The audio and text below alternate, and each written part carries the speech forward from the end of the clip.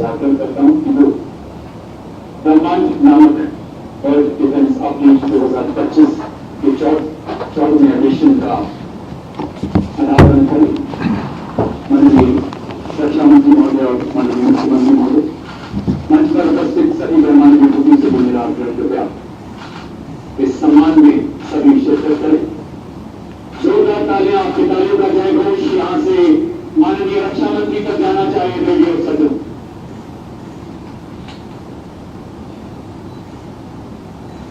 यह बताना चाहूंगा किसी मैगजीन में जो सभी मैगजीन के बारे में कुछ जानकारी होगी।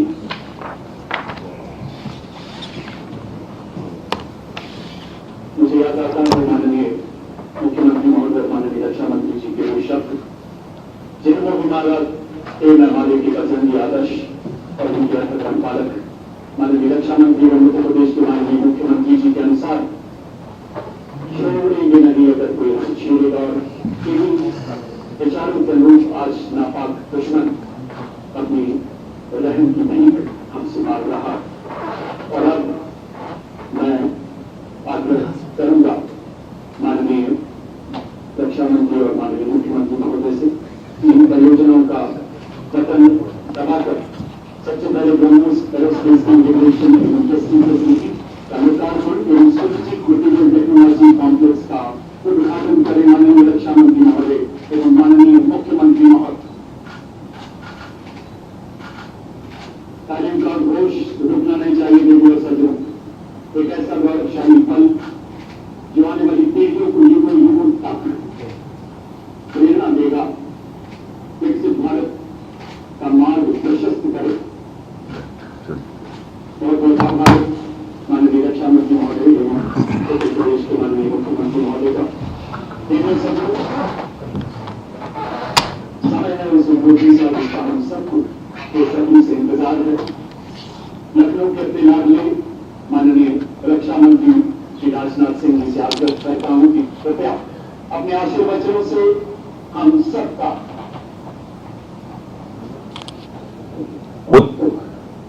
उत्तर प्रदेश के यशस्वी एक्टिव एवं इफेक्टिव चीफ मिनिस्टर श्रीमान योगी आदित्यनाथ जी, यूपी के उप मुख्यमंत्री श्री केशव प्रसाद जी मौर्य, श्री ब्रजेश जी पाठक, यूपी के एनआरआई और investment promotion minister Shri Nand Kumar ji गुप्त नंदी जी, मेंबर राज्यसभा श्री ब्रिजलाल जी, विधायक सरोजनी नगर डॉक्टर राजेश्वर सिंह, विधानसभा और विधान परिषद के सभी सम्मानित सदस्यगण, हमारे डीआरडीओ के साइंटिस्ट और यहाँ मौजूद अधिकारीगण, देश भर के मौजूद सारे टेक्नोक्रेट्स, देवियों व सज्जनों, सबसे पहले तो मैं क्षमा चाहता हूं कि अपरिहार्य कारणों से चाहते हुए भी मैं समय से उपस्थित नहीं हो पाया। मैं जानता हूं कि हमारे मुख्यमंत्री योगी जी को बहुत ही आवश्यक कार्यक्रम से गोरखपुर जाना था, लेकिन केवल इस कार्यक्रम की महत्ता को समझते हुए इसमें उनको विलंब हुआ है, फिर भी वो यहां पर मौजूद हैं। साथियों, आज लखनऊ में BrahMos integration and testing facility centre के उद्घाटन के शुभ अवसर पर मैं आप सबसे बातचीत करते हुए बेहद प्रसन्नता की अनुभूति कर रहा हूं। मेरी बड़ी इच्छा थी कि मैं स्वयं उपस्थित होकर आप सबके बीच मैं रहूं, आप सबसे मैं सीधा संवाद करूं, पर मैं क्यों नहीं आ पाया यह बात आप सभी जानते हैं। अभी जिस परिस्थिति से हम गुजर रहे हैं उसे देखते हुए मेरा दिल्ली में रहना यह अति आवश्यक था। इसलिए मैं वीडियो कॉन्फ्रेंसिंग के माध्यम से आप सभी से जुड़ रहा हूं। मैं भले ही आपके बीच नहीं आया, लेकिन अपने उत्साह के माध्यम से आप मुझ तक जरूर पहुंच गए हैं। यह अपने आप में एक संदेश है कि चाहे हम किसी भी परिस्थिति में रहें, यह देश चलता रहेगा और हमारा काम नहीं रुकेगा। किसी भी स्थिति में हमारा संवाद नहीं टूटेगा। साथियों, आज का दिन हमारे शहर लखनऊ और हमारे राज्य उत्तर प्रदेश और हमारे पूरे देश के लिए एक ऐतिहासिक दिन है। आज का दिन मैं समझता हूं उस शक्ति की आराधना का दिन है जो हमारी सेनाओं को संबल प्रदान करती है, जो हमारी सेनाओं में निहित होकर दुश्मन पर कहर बरसाती है। आज का दिन मेरे लिए व्यक्तिगत रूप से बहुत ही महत्वपूर्ण है, क्योंकि मैंने अपने शहर लखनऊ के लिए एक सपना देखा था कि मेरा शहर भारत के डिफेंस सेक्टर को मजबूत करने में एक बड़ा योगदान दे। वह सपना अब पूरा हो रहा है। साथियों, BrahMos integration and testing facility का उद्घाटन इसलिए भी महत्व रखता है क्योंकि आज का दिन बहुत ही खास है। आप सब तो जानते ही हैं कि आज नेशनल टेक्नोलॉजी डे है। आज ही के दिन 1998 में श्रद्धेय अटल बिहारी वाजपेयी जी के नेतृत्व में हमारे वैज्ञानिकों ने पोखरण में परमाणु परीक्षण करके दुनिया को भारत की ताकत दिखाई थी।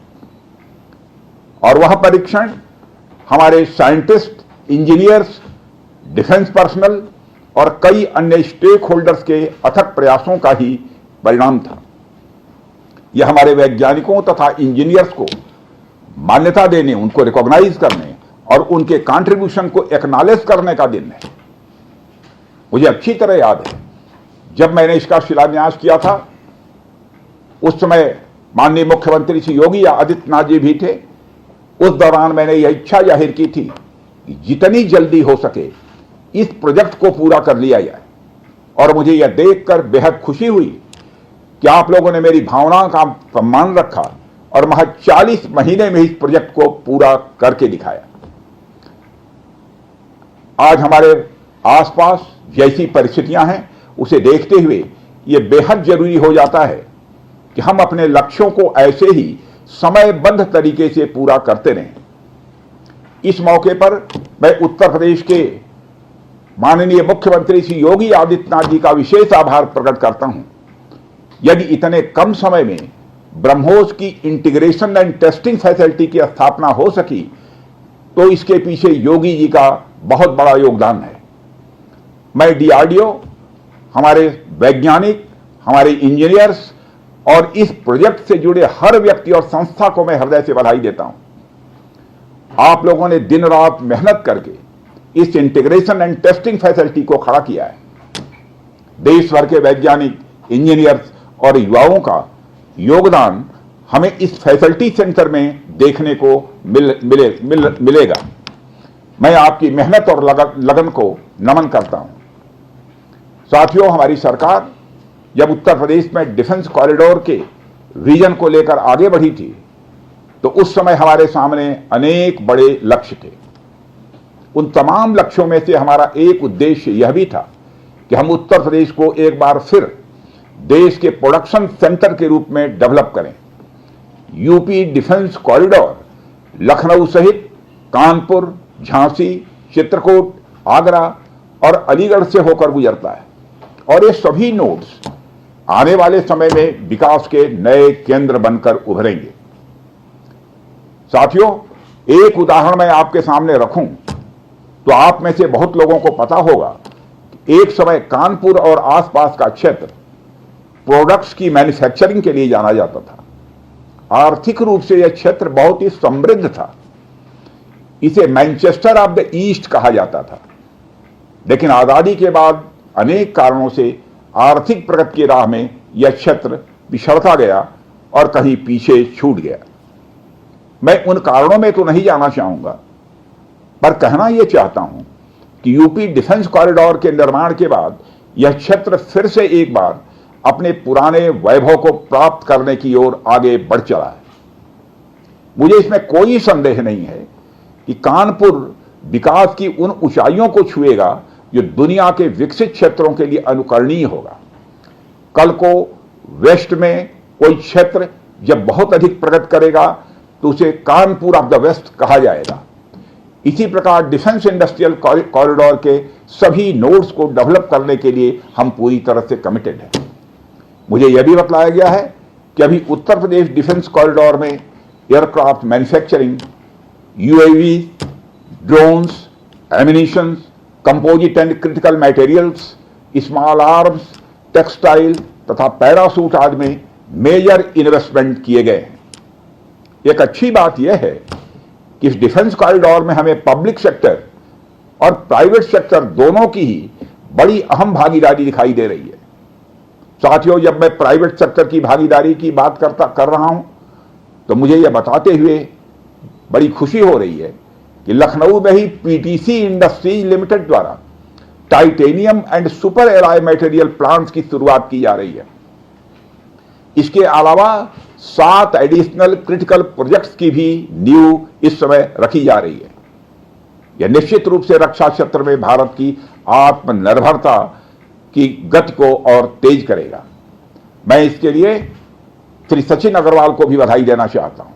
हमारा सपना है कि उत्तर प्रदेश दुनिया के टॉप डिफेंस प्रोडक्शन और एक्सपोर्ट डेस्टिनेशन के रूप में जाना जाए। आज जो ब्रह्मोस फैसिलिटी शुरू हो रही है, मैं समझता हूं वह यूपी डिफेंस कॉरिडोर का यह गौरव होगा। यह सिर्फ उत्तर प्रदेश का ही नहीं बल्कि देश का सबसे बड़ा BrahMos integration and testing facility centre है। यह रक्षा क्षेत्र में भारत की आत्मनिर्भरता के प्रयास को भी मजबूती प्रदान करेगा।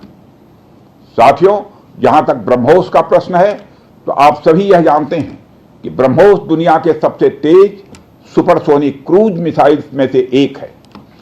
ब्रह्मोस सिर्फ एक हथियार नहीं है बल्कि यह अपने आप में एक मैसेज है। मैसेज हमारी आर्म्ड फोर्सेस के स्ट्रेंथ का है। मैसेज दुश्मन के प्रति हमारी डेटरेंस का है, प्रतिरोधक क्षमता का है। मैसेज हमारी बॉर्डर्स की सेफ गार्डिंग के हमारी प्रतिबद्धता का है। साथियों, पोखरण परमाणु परीक्षण में महत्वपूर्ण योगदान देने वाले मिसाइल मैन और हमारे पूर्व राष्ट्रपति डॉक्टर एपीजे अब्दुल कलाम ने यह कहा भी था कि unless India stands up to the world, no one will respect us in this world. Fear has no place, only strength respects strength. अर्थात दुनिया कमजोरों का नहीं बल्कि शक्तिशाली का सम्मान करती है।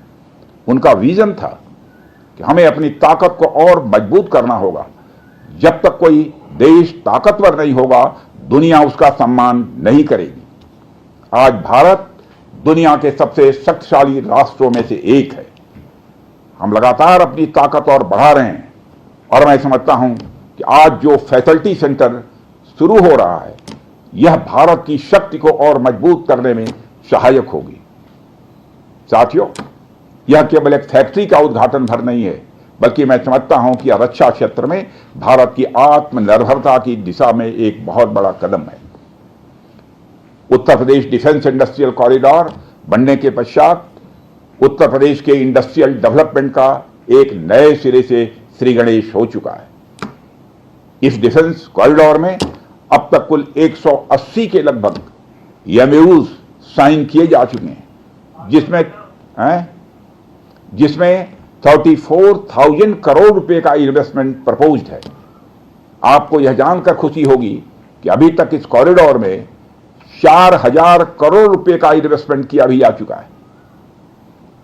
साथियों, टेक्नोलॉजी डे के दिन इस हाई टेक्नोलॉजी प्लेटफॉर्म फैसिलिटी को इनागुरेट करना अपने आप में एक लैंडमार्क डे है, परंतु इसके साथ साथ यह भारत की नई इनोवेटिव एनर्जी को भी दिखाता है, जिसको हमने पिछले कुछ सालों में गति देने का प्रयास किया है। हम सब जानते हैं कि इस समय टेक्नोलॉजी के क्षेत्र में, खासकर critical high and frontier technology के क्षेत्र में बड़ी तेजी से बदलाव आ रहा है।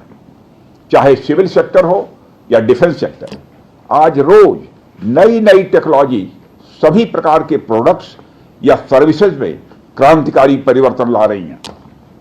हमारे जीवन का कोई भी ऐसा कार्य क्षेत्र नहीं है जहां टेक्नोलॉजी हमें डिसरप्टिव तरीके से प्रभावित न कर रही हो। दुनिया के हर क्षेत्र में इस टेक्नोलॉजी क्रांति ने एक ऐसी उथल पुथल मचा रखी है जहां पुराने सारे अब तक के स्थापित जो नोशंस हैं, धारणाएं हैं, वह तेजी से बदल रही हैं और ऐसे नए परिवर्तनों का आगाज हो रहा है जिसके बारे में पहले हम सोच भी नहीं सकते थे। ऐसे में नेशनल टेक्नोलॉजी डे एक खास महत्व रखता है और इस खास दिन पर डिफेंस के क्षेत्र में एक हाई टेक्नोलॉजी फैसिलिटी को उद्घाटन करना मेरे, आपके और हम सब के लिए एक गौरव का विषय है। साथियों, ब्रह्मोस भारत और रूस के हाईएस्ट डिफेंस टेक्नोलॉजी का एक संगम है। जिस तरह हमारा उत्तर प्रदेश प्रयाग स्थित संगम के लिए दुनिया भर में जाना जाता है, उसी तरह आने वाले समय में लखनऊ भी इस टेक्नोलॉजी के संगम के लिए जाना जाएगा। और यह संगम कई अनेक विशेषताओं को अपने अंदर समाहित करता है। आने वाले समय में यह रोजगार के सीधे यानी डायरेक्ट और इनडायरेक्ट अवसर पैदा करेगा। मुझे यह भी विश्वास है कि आने वाले समय में यह क्षेत्र एक ग्रोथ पोल के रूप में उभर कर सामने आएगा। साथियों, ब्रह्मोस जैसे कॉम्प्लेक्स सिस्टम की एक खास विशेषता होती है और यह सिस्टम अनेक प्रकार के सब सिस्टम, कंपोनेंट्स और पार्ट्स से बने होते हैं जिन्हें किसी भी एक जगह पर निर्मित करना संभव नहीं होता है। यह सभी अलग अलग पार्ट्स इतने विशेष होते हैं, स्पेशलाइज्ड होते हैं, इनमें से हर एक को बनाने के लिए हाईली स्किल्ड मैन पावर और हाई टेक्नोलॉजी वाले हथियार, औजार, टूल्स की आवश्यकता होती है। आपको मैं यह बताना चाहूंगा कि हमारी डिफेंस इंडस्ट्री के अंदर देश भर में चाहे वह डीपीएसयू हो या प्राइवेट सेक्टर की इंडस्ट्रियल यूनिट्स हो या जहां भी स्थापित होती हैं, वहां अपने साथ साथ एमएसएमई यानी छोटी औद्योगिक इकाइयों का एक एंसिलरी इंडस्ट्रियल बेस भी निर्मित करती हैं और इन एंसिलरी इंडस्ट्रियल बेस से पूरे इलाके का एक सामाजिक आर्थिक विकास होता है। मेरा मानना है कि यह फैसिलिटी सेंटर भी वही भूमिका निभाएगा। और साथियों, जैसा कि आप सब जानते हैं, चाहे भारत सरकार हो या राज्य सरकार, हमारी नीति एकदम साफ है। Make in India, make forward. हमारे लिए रक्षा क्षेत्र में आत्मनिर्भरता का अर्थ बहुत व्यापक है। हम इस विचार के साथ आगे बढ़ रहे हैं कि हमें खुद के लिए तो आर्म्स एंड इक्विपमेंट बनाना ही है, साथ ही साथ में पूरी दुनिया को एक्सपोर्ट भी करना है। साथियों, दुनिया की मिलिट्री मार्केट में अपार संभावनाएं हैं। हाल ही में मैं Stockholm International Peace Research Institute की एक रिपोर्ट पढ़ रहा था। उसमें उन्होंने यह बताया है कि वर्ल्ड मिलिट्री एक्सपेंडिचर 2024 में बढ़कर $2,718 बिलियन हो गया है। आप सोचिए, आर्म्स एंड इक्विपमेंट का इतना बड़ा मार्केट हमारी राह देख रहा है। इसलिए हमें बेहद मजबूती से भारत को दुनिया के लिए एक अट्रैक्टिव डिफेंस प्रोडक्ट हब के रूप में विकसित करने की ओर आगे बढ़ना ही होगा। आज का दिन उस विचार की तरफ बढ़ाया गया हमारा एक और ठोस कदम है। इन सारी चीजों ने मिलाकर उत्तर प्रदेश में डेवलपमेंट का एक इकोसिस्टम तैयार किया है। इसी कारण हम उत्तर प्रदेश में डिफेंस कॉरिडोर का भी निर्माण कर पाए। हमने लखनऊ में डिफेंस एक्सपो का भी आयोजन किया। हमने डीआरडीओ के टेस्टिंग सेंटर DTTC की भी स्थापना की और आज जिस ब्रह्मोस फैसिलिटी का उद्घाटन यहां हो रहा है, इस फैसिलिटी की शुरुआत से ही लगभग 500 डायरेक्ट और 1000 इनडायरेक्ट रोजगार सृजित होंगे। यह भी कहीं ना कहीं उस इकोसिस्टम के कारण ही संभव हो पाया है जो श्री योगी आदित्यनाथ जी ने यहां डेवलप किया है। यानी हमारी डबल इंजन की सरकार उत्तर प्रदेश में खेल से लेकर खेत तक, कल्चर से लेकर कनेक्टिविटी तक, पुलिस से लेकर पॉलिसी तक और टेक्नोलॉजी से लेकर टूरिज्म तक हर क्षेत्र में विकास कर रही है। इसलिए मैं उत्तर प्रदेश सरकार को पुनः बधाई देता हूं। हर तरीके से उत्तर प्रदेश और भारत के डेवलपमेंट को लेकर हमारा संकल्प, हमारा समर्पण और हमारी प्रतिबद्धता और भी मजबूत होती जा रही है। साथियों, 11 मई को पोखरण से जो आत्मविश्वास प्रारंभ हुआ था, आज लखनऊ में वह और मजबूत हो रहा है। साथियों, अपनी बात समाप्त करने के पहले मैं कहना चाहता हूं कि जिन भारत विरोधी और आतंकी संगठनों ने भारत माता के मस्तक पर हमला करके कई परिवारों के सिंदूर मिटाए थे, उन्हें भारतीय सेना ने ऑपरेशन सिंदूर के माध्यम से इंसाफ दिलाने का काम किया है और इसके लिए आज सारा देश भारतीय सेनाओं का अभिनंदन कर रहा है। ऑपरेशन सिंदूर सिर्फ एक सैन्य कार्रवाई भर नहीं है, बल्कि भारत की राजनैतिक, सामाजिक और सामरिक इच्छा शक्ति का प्रतीक है। यह ऑपरेशन आतंकवाद के खिलाफ भारत की दृढ़ इच्छा शक्ति का और सैन्य शक्ति की क्षमता और संकल्प शक्ति का भी प्रदर्शन है। हमने दिखाया है, भारत आतंकवाद के खिलाफ जब भी कोई कार्रवाई करेगा तो आतंकवादियों और उनके आकाओं के लिए सरहद पार की जमीन भी सुरक्षित नहीं रहेगी। भारतीय सेनाओं ने ऑपरेशन सिंदूर को पाकिस्तान में मौजूद आतंकी ढांचा ढहाने के उद्देश्य से लॉन्च किया था। हमने उनके आम नागरिकों को कभी निशाना नहीं बनाया था, मगर पाकिस्तान ने न केवल भारत के नागरिक इलाकों को निशाना बनाया, बल्कि मंदिर, गुरुद्वारा, गिरजाघर पर भी हमले करने का प्रयास किया। भारतीय सेना ने शौर्य और पराक्रम के साथ साथ संयम का भी परिचय देते हुए पाकिस्तान के अन्य ठिकानों पर भी प्रहार करके करारा जवाब दिया है। हमने केवल सीमा से सटे सैन्य ठिकानों पर ही नहीं कार्रवाई की, बल्कि भारत की सेनाओं की धमक उस रावलपिंडी तक सुनी गई जहां पाकिस्तानी फौज का हेडक्वार्टर मौजूद है। मित्रों, भारत में आतंकवादी घटनाएं करने और कराने का क्या अंजाम होता है, यह पूरे विश्व ने